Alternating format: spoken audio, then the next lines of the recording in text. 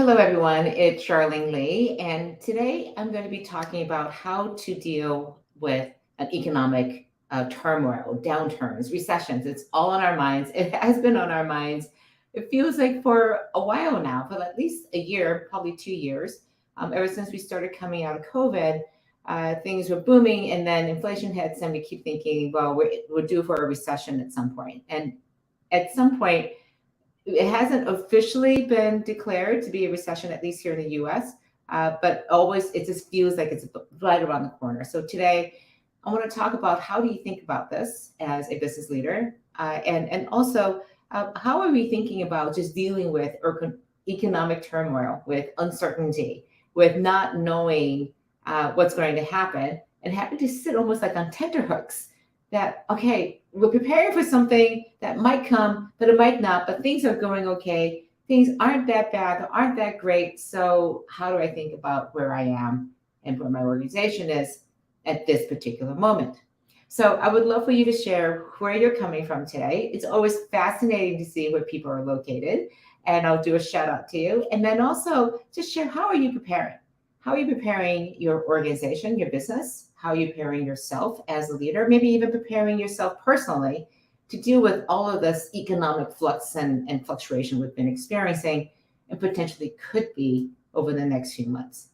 So a couple of things. First of all, understand that recessions are a normal part of the business cycle. I've been in business now for a very long time, decades upon decades, going on more than 35 years. I'm going back for my Business School 35th reunion later this year. And it's interesting to think about just how many cycles we've gone through. And each time we're like, oh my goodness, this is terrible. It's a recession, it's a pullback. And yet we know that recession is followed by a boom and then a recession. So preparing for a recession, knowing that it's around the corner, at some point we're going to experience it, whether it's deep or it's a soft landing, we're going to see it. And so this is a discipline, I believe, for good business practices for organizations to follow year in, year out. I think of this as not something you pull out as a playbook when the recession hits, but it's something that you do on a regular basis, everyday business. Because the number one thing that research shows is that if you are prepared and overall with good, solid operations, good financial balance sheets, good leadership and organization, then tendency is you're going to weather the downturns fairly well. What I'm going to talk about today is how to do that, but also to think about not how to just survive a economic downturn, but also how to thrive with one. And I can talk about this from the research, but I can also talk about it from my own experience. I started my company Altimeter back in 2008, just 3 months before the recession officially hit in the United States. And then we continued to grow like crazy in 2009 and through 2010. And it was partly because we were in a very specialized space.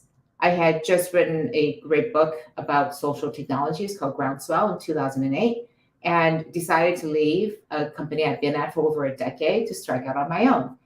And it was in a very specific space in social business transformation. And as companies were hitting the downturn in 2009, they realized that they wanted to continue to market, to connect with customers, but they didn't have the budget. So like, what is this crazy thing called social media? How can we use social technologies inside of our organization to become more agile, more flexible? So we went where no other analyst firm could, deeply into the space, and really focus on what I call a blue ocean strategy, focusing on this particular topic. And just targeted in particular very specific customers, very large Fortune 500, Fortune 200 companies with really strong balance sheets, lots of cash flow, and the need to understand this space to be competitive. So, and then finally recruited a stellar team of people, just amazing people to go and execute that strategy. So I remember one time coming into a company and pitching on a piece of work. And they turned to me like, where is your team? You guys must be tiny. Like, what's going on? You're here by yourself, and every other consulting firm that was pitching this Fortune 500 company brought in like teams of people. And I go, well, they were actually all out delivering. So I was the only person who was free and able to come. But this is what we do. and we won that piece of business. So I think one of the things that the research actually shows, so that's my personal experience, but the research shows that this is coming out of an HBR article called Roaring Out of the Recession. And one of the things that it showed is that of the 4,700 public companies they tracked in the recessions of 1980, 1990, and 2000, 17% of them went either bankrupt, went private, or were acquired. But 9% of them flourished in the recession. And some similar strategies from Bain and McKinsey and other consulting firms have found similar results that 9-10% of companies not only just survived, they thrived in the recession. And the key here is preparation. And this is what I started with, in that it's really when you begin, when you're starting out, that the recessions are hitting at a time when you're actually really prepared with really good business practices. So I want to go in and talk about what some of those areas are. There in 5 areas. The first area is basically cash. Cash is king. And the thing that you have to realize is that if a bunch of your cash is being used to service debt, then you're going to have less flexibility if the recession does hit your cash, your customer base, your revenues go down. More and more of your cash will be dedicated to servicing and paying down your debt instead of investing in these new customers that are emerging because of the economic downturn. So it's really important then to see how your cash is being used, and then to make sure that if you can, to deleverage ahead of that time, to get rid of really expensive debt as much as you can. Use that cash. If it's so difficult when it's in flush times, you want to disperse that cash. But if anything, take a look at your debt levels, see how you can cut it down, conserve cash, get cash if you need to. Really difficult right now, given the markets for interest rate and equity being really shut down. But wherever you can, cash is key. The second thing is looking at your business practices, how you make decisions, and especially building agility and flexibility into that. We talk about agile business practices, and this is more than running scrum boards and teams. This is really about how do you start thinking about building flexibility into your decision-making process, because it's uncertain as things are changing on the economic downturn front. Then it's really important to be able to deal with that uncertainty, because things may be changing very quickly. How do you make decisions? And a key part of this is making sure that the people with the best information are sitting at the table, literally at the table, to help you make those decisions. And when things are changing rapidly, the people with the best information are probably not at the very top in the central part of the organization. They're probably dispersed throughout the organization, the people at the front lines, actually talking to your suppliers, talking to your customers, and being able to channel that information back very quickly to the people who make decisions, and hopefully, again, have them sitting at the table is really important. But my firm, PA Consulting, does a lot of work around agility. And a lot of it is built into the processes that you have, the information systems you have. But fundamentally, it comes down to your operating model. How do you make decisions? And how do you make decisions in a decentralized and yet centralized way? It's a really interesting balance to be able to craft. Someone put it as, it's making sure that you're matching the decision-making with the expertise.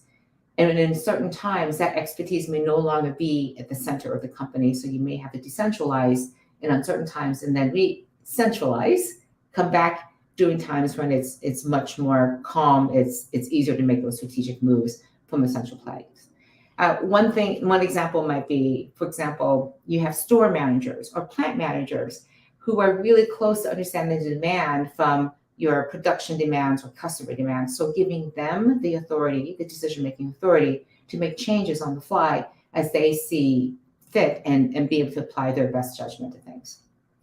This goes to the third area, which is looking at your digital capabilities, your digital transformation efforts, and investing in really strong analytics. Because when you have strong analytics, you're actually investing in that agility, in that flexibility, because you have better information now about what's really going on. And when you have that flexibility to be able to meet customer demands, change with the supply chain as it's happening, it reduces your costs, because typically flexibility comes with higher costs. But if you can use better analytics to lower the costs of being flexible, with better operations, better automation, then you're actually able to deliver more personalized goods, more innovative products, faster to the market, and beat out the competition. So that improving your business analytics is a key part, because then it allows you to understand where to invest given the changing economic situation. All right, the fourth area is really doubling down on your future customers. And I've talked about future customers quite a bit in my past work. It was the foundation for my book, The Disruption Mindset. And again, economic downturns are a big form of disruption. So when you think about your future customers, it's really about defining not just who your current customers are, but where are your customers heading, and understanding and taking the steps today to be able to meet the needs of those future customers. Because while everyone else is chasing after a diminishing pool of customers that they already know, protecting their best customers, what you're doing is, hey, I see some new customers coming up on the horizon. I'm going to develop my products and services to meet their needs. Invest in marketing and advertising to understand who they are. Understand the customers that other competitors may not want, that I actually can service really, really well, and go after them and target them. Develop the research and development, invest in that so that we have these products and services in the future. It is all about anticipating the changing needs of customers, because while you're going through change with an economic downturn, they're also going through a change. And so therefore, understanding how those changing needs are happening is a key part of doubling down on those future customers. So one of the things I like to say is that disruption creates opportunities for change. And that it's so true, especially for your customers, because they're going through the change. And I like to say that the needs of customers don't go away. They're shifting with all of these disruptions. And so you need to shift the organization too as well. Follow after your customers as fast as you can, because I guarantee you they're moving faster than you are. One of the best practices I've heard from some organizations is that they look at their customer base and they decide to let go of their 20% of their bottom worst customers. And we all have these customers. They are slow to pay, they're difficult to serve, they require a lot more efforts and costs for the amount of revenue and profit they generate. And so in many ways, if you're investing in these future customers, you're investing in product development, investing in marketing, advertising to attract these customers that you do want, then you also need to make room for them by cutting out the bottom 20% of your customer base that you no longer want to serve. Sure, it's always hard to say goodbye to revenues, but if you really look at the margin that they're creating, the profit margin that they're creating, it's probably not worth it. And you're better off taking and directing those resources towards new opportunities, especially as things are changing very quickly.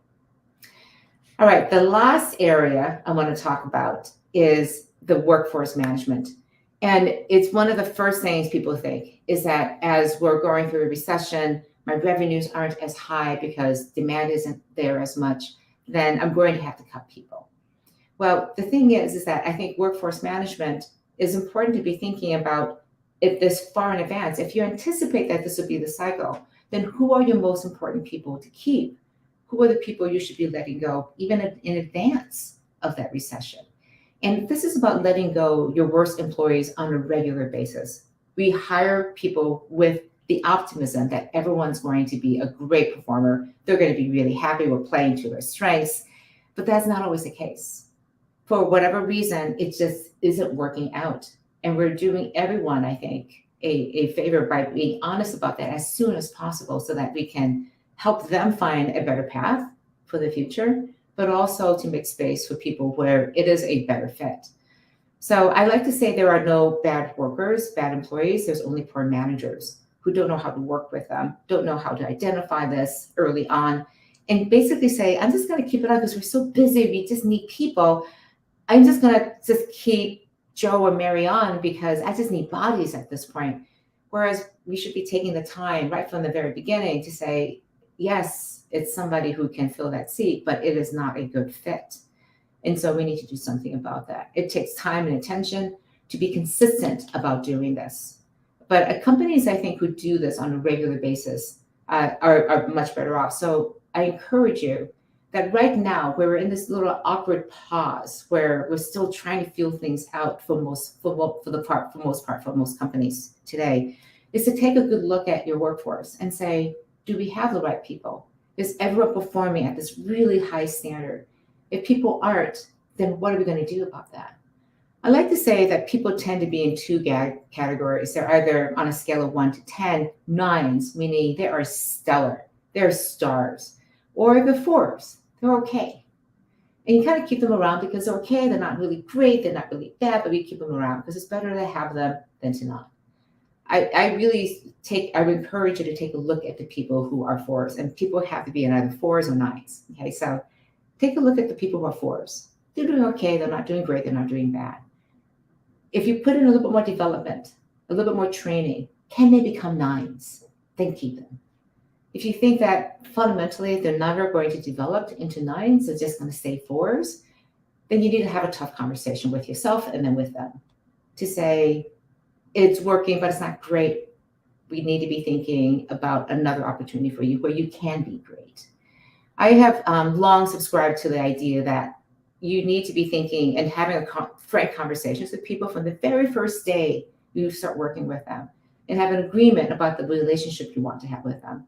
And that in particular is that you are committed to their well-being, to their employability, to increasing that. And if there comes a time where it can't happen anymore, where you're not really serving them, giving them the opportunities, or they're not able to serve your needs, you have a really honest and fair conversation. Because in the end, our team members, our employees are asking us as leaders to just do one thing, two things, to be honest and to be fair with them. When we are not being honest and fair with them, if we continue to foster them being a 4 out of 10 in the organization, where they could be a 9 or a stellar contributor to another team. So these are hard conversations to have, but these are the markings of a great organization. And I do believe, again, great organizations do a fantastic job in times of economic turmoil, of economic downturns, recessions, because they were fundamentally really good, solid companies before the recession. And so take the steps right now before we are in this crisis mode. Or you may be feeling we're already in that crisis mode. Really take a look at the business fundamentals that you have and see where are the places where you can conserve cash, where you can decentralize your decision-making, become more agile and flexible. Think about how better information and analytics can help you run the business better, and invest in the technology that will allow you to do that. It may feel like it's the worst time to be investing, but actually right now, your cost of capital to go and invest in those things are so much, actually a little bit perceived as less, because during flush times when things are going well, you want to invest in the delivery capacity of serving great customers. So you're not going to take the time and attention and the money to actually focus on digital transformation and digital analytics and digital tools. Right now is a time to take that excess capacity and to focus on that to enable better operations and flexibility. Again, doubling down on future customers, and then finally thinking about your people in a much more strategic way and being very excellent in the way you're managing your workforce. So those are the 5 areas to be thinking about. Cash, agility, your analytics and data to make better decisions, your future customers, and of course, your people. These 5 areas, I think, are the fundamentals of not just growth and being able to thrive in an economic downturn, but also just the fundamental good business practices. And I just would say that the last thing is to be constantly remembering that the disruption creates an opportunity for change. And in the end, a recession, economic turmoil, downturns, uncertainty are an exercise of extreme change management. We're constantly changing, but when we can anticipate that these changes are around the corner, then focusing on change management is such a key important part of what we have to do.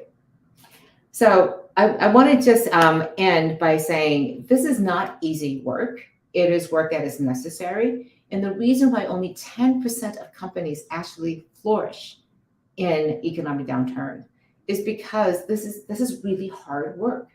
It is requiring a level of excellence in leadership and in your operations and in your team and your culture that is not present in most companies. but I do believe that we can all aspire to that. And my hope is that you, as a disruptive leader, will take it upon yourself to say, how do I rise to that level of excellence to be able to do these things that will help my organization, again, thrive in whatever situation it finds itself in. All right, I don't have any questions or comments, pretty quiet today, so I'm just going to close out by just reminding people next Tuesday, February 28th, I'm going to be coming back again, and we're talking about how to foster leadership. And in particular, how do you foster leadership in people who don't think they're leaders? Because I think it's so important for people to be thinking about leadership no matter where they are in the organization. It's about how do you lead from where you are? What is that mindset you need to develop? And if you have an organization filled with leaders who know how to lead themselves, each other, up and down throughout the organization, then you're going to be so much better off than you have an organization of people who are waiting to be led. So we'll talk about that next week. Until then, think about what I've just said about managing the economic downturn, how this is really about preparing your organization, not just for a recession, but to be really, truly strong operationally and operating in your leadership and your organization at the most excellent high levels. All right, take care, and I'll see you next week.